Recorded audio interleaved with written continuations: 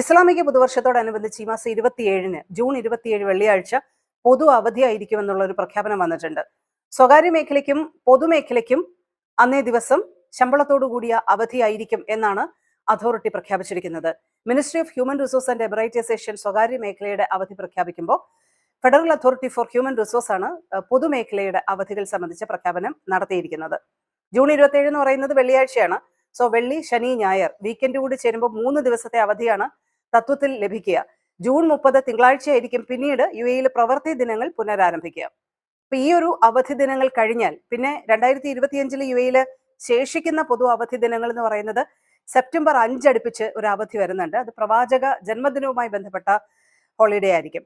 അപ്പൊ അത് ചാന്ദ്രപ്പിറവി അധികരിച്ചായിരിക്കും അതിന്റെ കൃത്യമായ തീയതി സംബന്ധിച്ച പ്രഖ്യാപനം ഉണ്ടാവുക.